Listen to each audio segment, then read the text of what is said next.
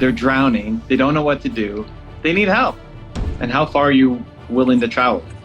I'll go to hell and back. Here we are, Tessa Marie, movement makers. She's been with us for a year, so we're doing a special bonus session together. It's been a fun ride. Yeah, I like it, but I need more challenges. I need to do more.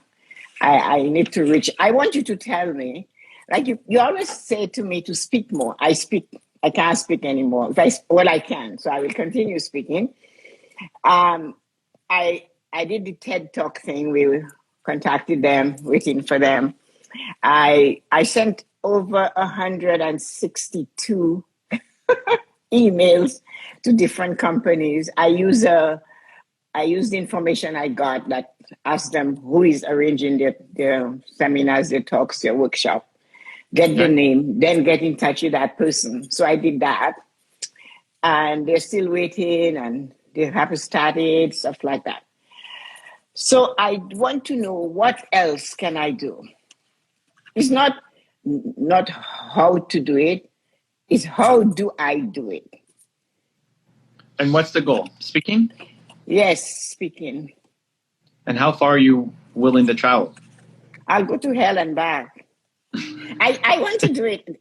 Evan, that has been something I have wanted to do forever, ever. Even at the bank, anytime they wanted somebody to speak, I would be the first one to offer to volunteer. So they trained you, they taught you stuff, but I kept doing it. And I really want to experience being on either in a Zoom call, on a stage, just to do it. I have to, even if it's for 5 minutes. So the next time you're presenting, I am coming so I can be the opening act. Oh, there you go. Look at that. So you better put my name on the list. So you have to follow me. I will be your portable person. So next time you're going somewhere, just let me know. I'll be there. I'll open for you. Well, listen. So how many TEDx places have you applied to? 10. And what was the time range? Like, how far out are they? 3 months, 6 months. Because of COVID, they said they have a backup. Yeah. And it has to go through the different people who has to see whether they like your content and stuff like that or what you have to say. And so it's going through that phase. So if you're willing to travel, you apply to everything in North America. I have. Everywhere I can find one that's taking you. Some of them are saying they're full, not now. They want to be, they always prefer for you to be nominated by somebody else. Sure, but a lot of them are small. I mean, the ones that are 3 months plus out are not, they shouldn't be full with content yet. They're still organizing. Like if next week or the next month, okay, yes. That's where you present yourself as a backup option for people in case of a cancellation.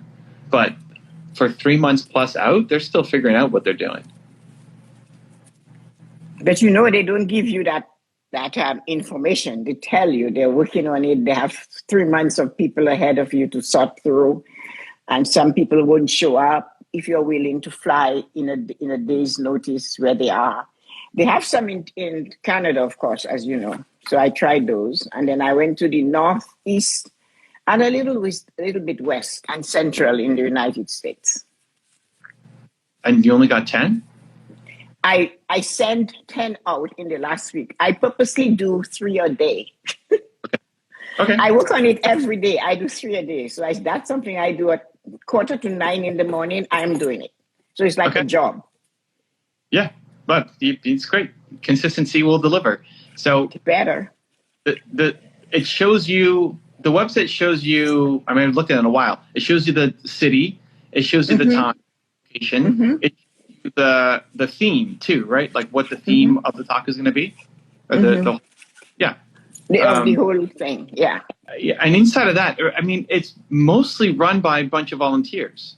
It is. Yeah. I even tried to apply to be one of the volunteers, so that's something that I did too.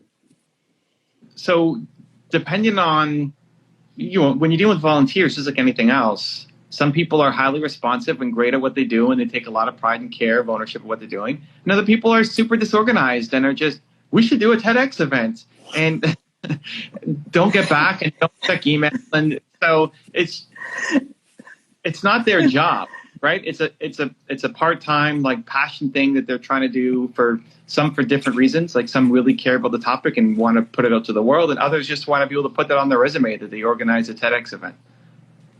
You get that when you talk to some of them, you can tell, like, it's more of an ego thing. Those you talk to, you can hear the ego coming through the phone, and they list all their volunteering to end up at TED Talk is the end for them. Sometimes.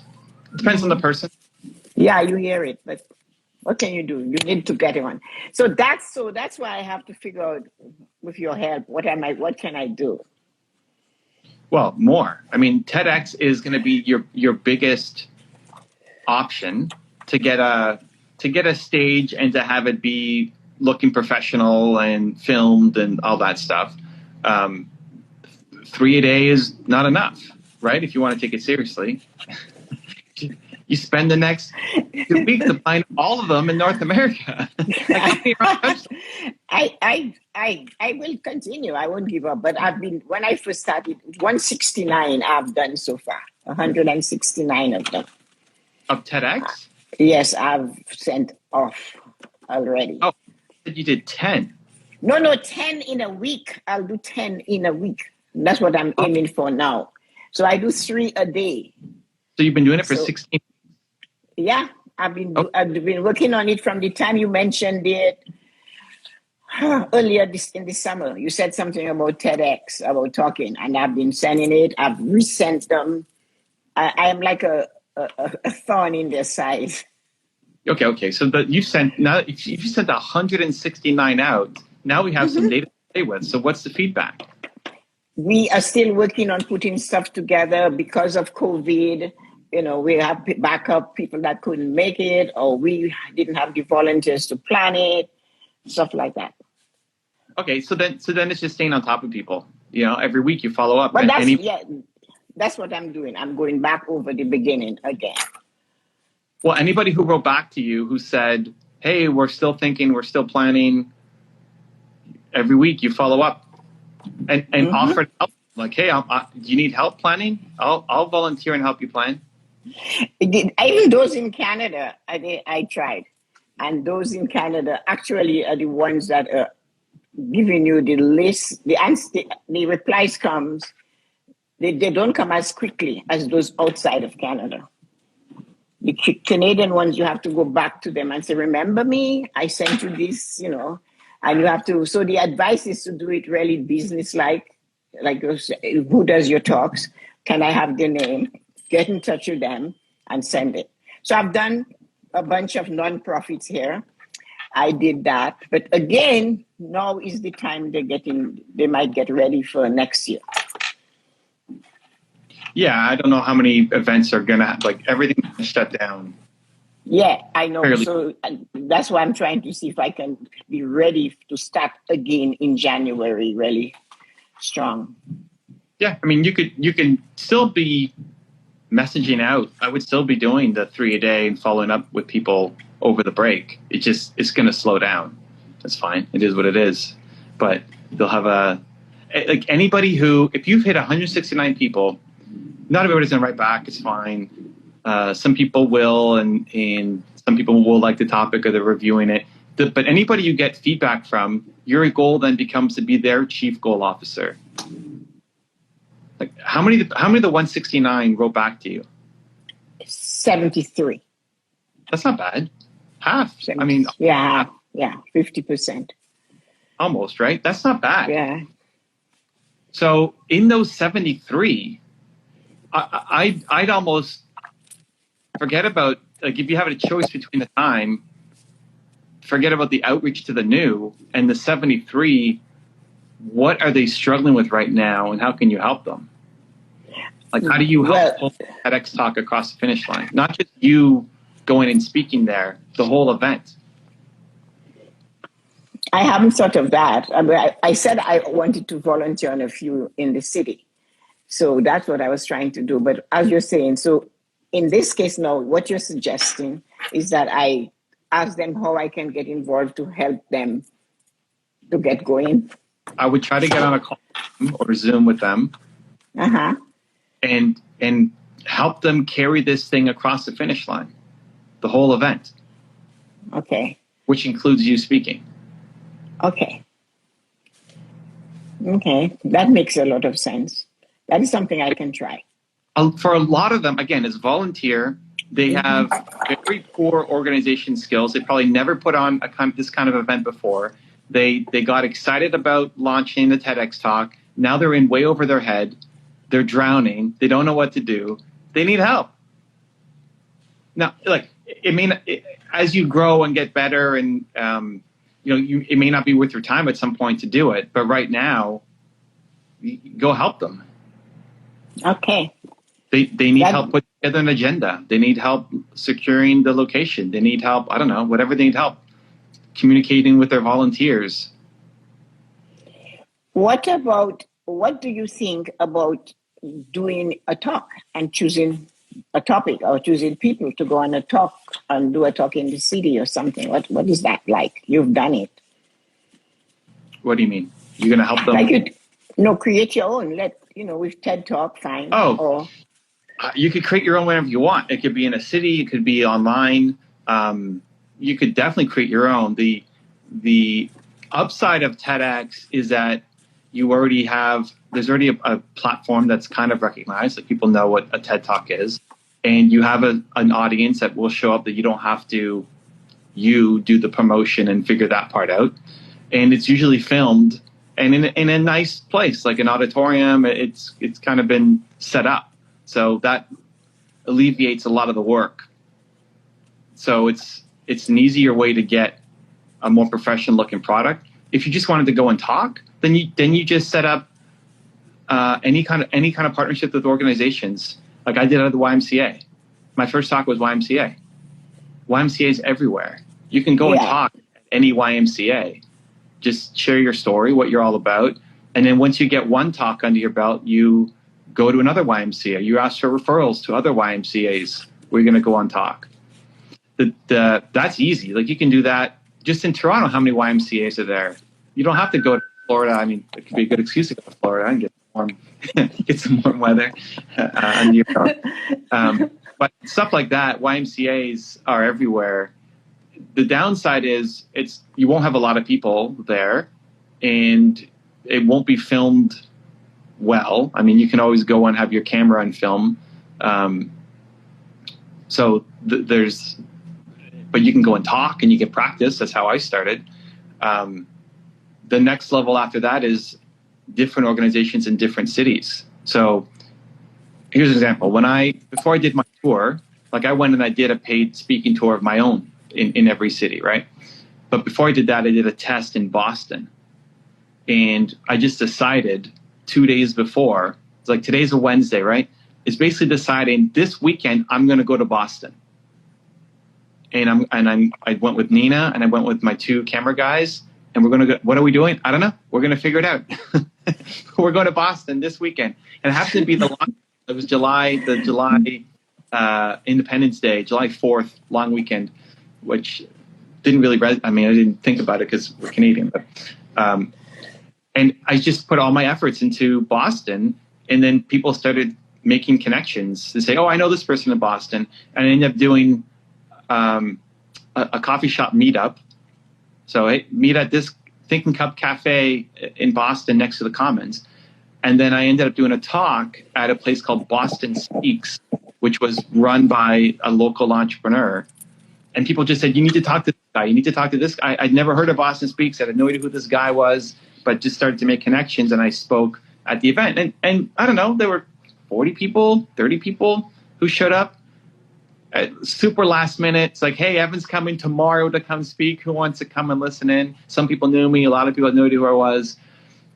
So a group like YMCA has systems and staff and structure across America. if you go city by city, there's lots of different independent groups where they don't have that connection, right? Like in Toronto, there's Enterprise Toronto. I used to speak there and volunteer there for free. I remember that, yeah. For a couple of years, where I would speak once a month just to give back to the local entrepreneur community. But Enterprise Toronto is only in Toronto, and they have, I think, 2 locations now where you can actually go and speak, downtown or North York. So it doesn't scale to other cities, but it could give you a regular speaking gig. Again, though, it's not going to be filmed unless you film it. So, those are the pros and cons. Bookstores are doing things all the time. Meetup groups, you can go and speak at meetup groups. Like if you just want humans in front of you to speak, go to meetup.com and see how many different groups there are around things, either personal development or entrepreneurship or finance, because you love talking about that stuff. There's so many different groups talking about those things, and you could be a guest speaker to come in. But it's not going to be filmed, and it won't be a big audience. But if you just want practice speaking, that's easy outreach. Like you could do meetup. There's definitely meetup groups happening in December. Where you can go there are. Yeah, there are a few of them. Quite a few, actually. I saw that. Like you might get 30, 50, 100 people at a bigger group. It doesn't have the cachet of a TEDx, and you won't get the red circle, and it won't be filmed well, and it may not be in a nice auditorium kind of thing. But if you just want to practice speaking. Well, it's better than what I'm doing now. Right? Yeah.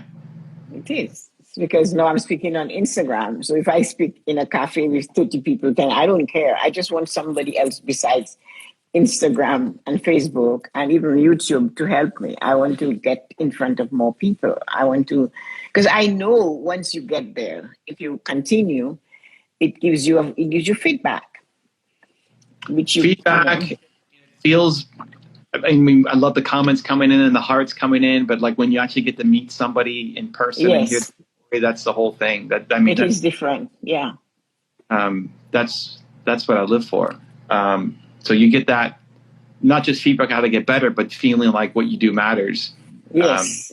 And it also leads to connections. Like somebody in there will lead to another opportunity for you.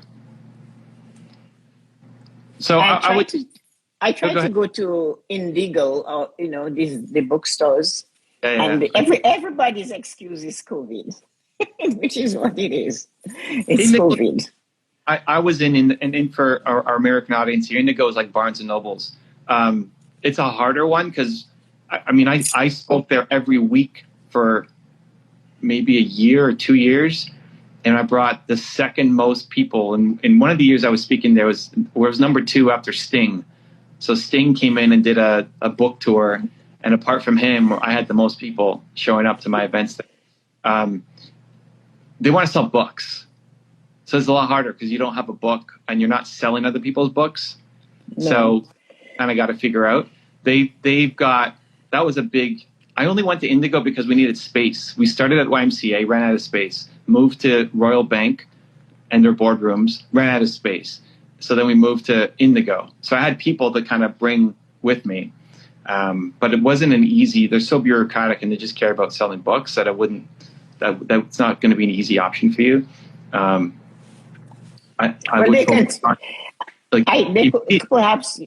They perhaps could take my book, Controlling the Debt Monster. They carried it for a long time at Barnes & Noble, and Indigo carried it for a while. It's just such a headache to deal with them. I know. But it was a headache. Not anti Barnes & Noble or Indigo or whatever. It's so bureaucratic. No, I would do meetup groups.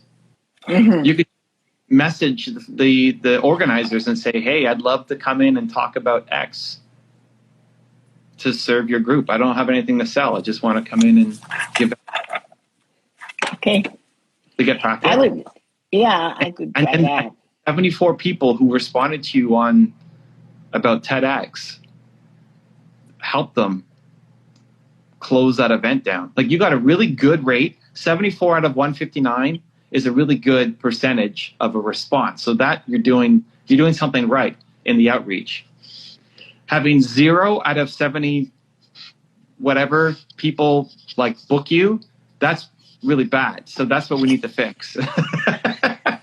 Thanks. I needed to hear that. That I needed to hear. but it doesn't mean that it's necessarily you. It's just their organization skills and their planning and their preparation and their priorities it's just not there. So out of those 70 plus people, help them. Like, you should be able to get 10 speaking gigs at least from that, just by helping them understand what their problem, like maybe their problem isn't booking speakers. Maybe their problem is organizing the venue, or maybe their problem is booking the camera crew, or like they have a million problems.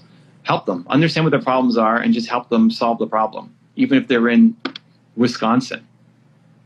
Because you'll make the phone calls and you'll do the research and you'll figure it out and you'll help them. Like, I will. You become the project manager for the whole event and help them carry this thing into existence. And what I want is to talk. So if I have to do this legwork to talk, I will do it. That's for sure. I will not go. I will do anything, because that's what it's insatiable. Until I reach that point, I'll never stop. Yeah, one thing is somebody who sees you talk there will ask you to talk at their event, and Lily, who we did the first TEDx thing with, she got her speaking gig in it's across the border, close to the border, I forget where, and after that, she got asked to speak at a couple churches. Now, she didn't want to keep doing the travel, and she found that she didn't want to be a speaker.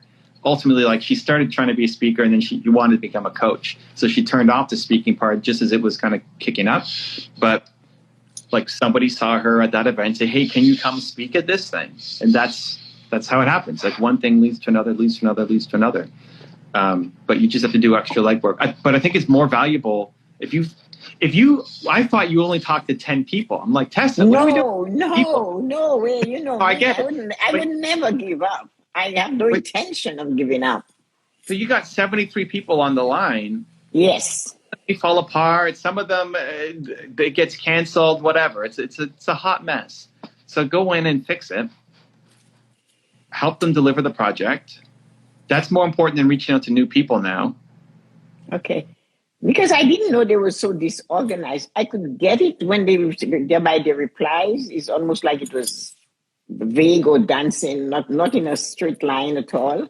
So I thought, that sounds funny. Why are they like that? But now I understand, as you said. I figured out they were all volunteers there. Yeah. And from the top down in that particular group would be all volunteers. I figured that out.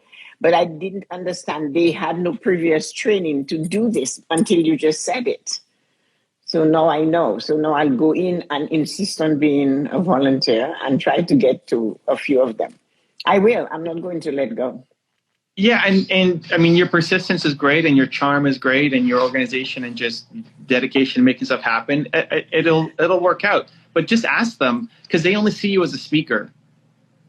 But they've got a million problems that they're trying to fix right now to launch this event. So just ask them, what are you struggling with in terms of launching the event? How can I help? I'll do anything to help, because I want to make sure it's an important topic that you picked. I want to make sure that this event happens. And apart from speaking, how can I help you make this thing happen? I'm great at boom, boom, boom, boom, boom, boom, boom.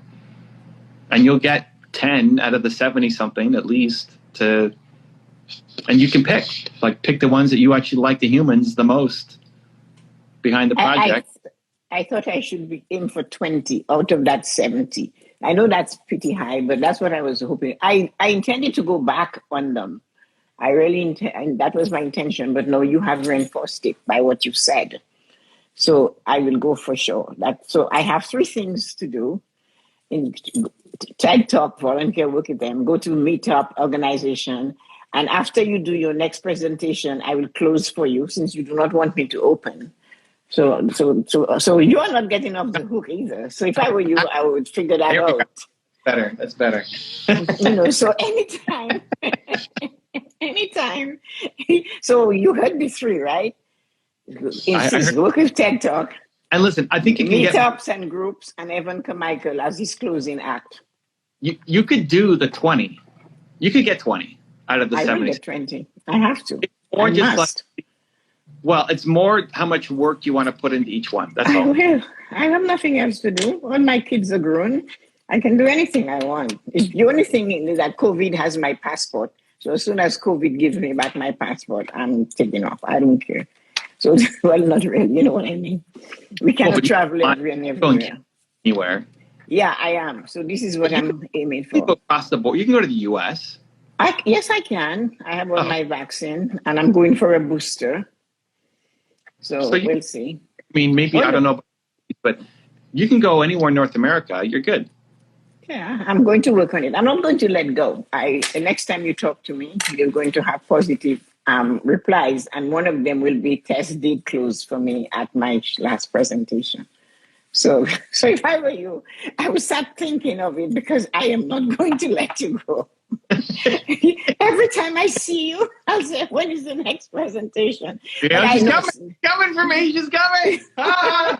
But I am really serious about the TED Talk thing and the meetup. That's great advice. I really am happy you took the time to break it up in so many little components for me to get it. And that's one of the things I really admire about you, is that you don't just put us outside and say, go figure it out. Even me, that's the oldest person in your whole group, you still treat me like I'm 10, but that's okay. I'll take it. I came in knowing you and my son were the same age, born 2 months apart in the same year. I signed up knowing that. So I came prepared to be taught by you. What I love, there's so many things I love about you, but the willingness to learn, the willingness to jump in, the willingness to I don't know what I'm doing, so here we go. Great. We'll figure it out. Yeah. Why most people don't win, so they can learn a lot from tests. No, but this is something I must tell you. I don't do that often enough to tell you. But when I do it, it's pure. There's no strings attached, except now I just put a string to it.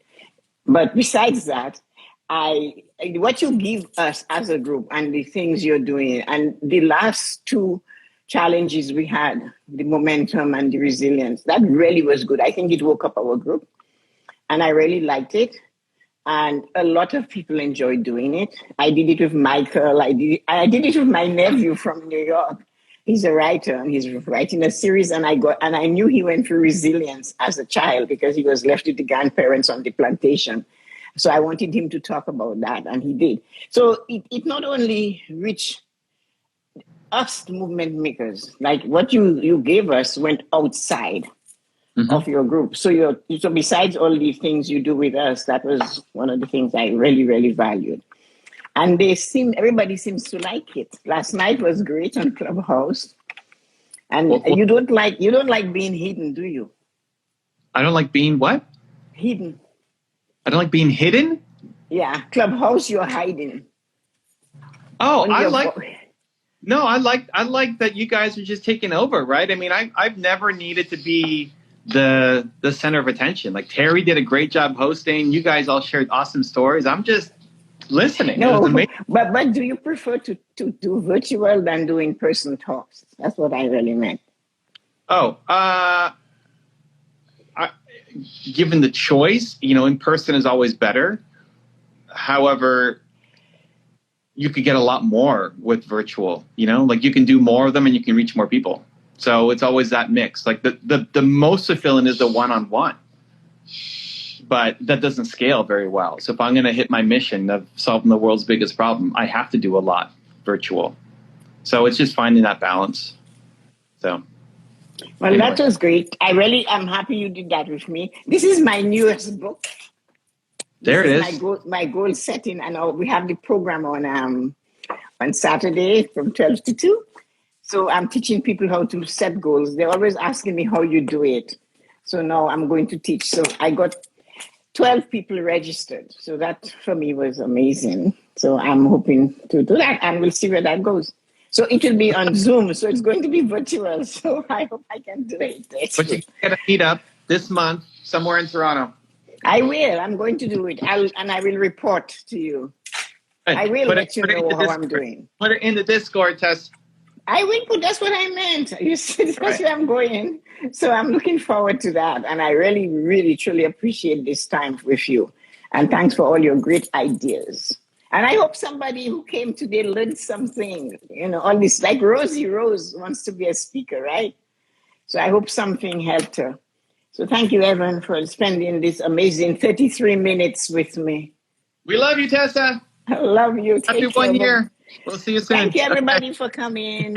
Bye-bye, everyone. If you want to see another awesome one-on-one I did with an entrepreneur just like you, check out the video right there next to me. I think you'll enjoy it.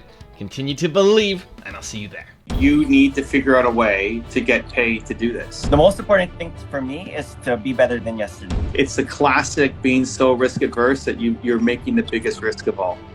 That's true.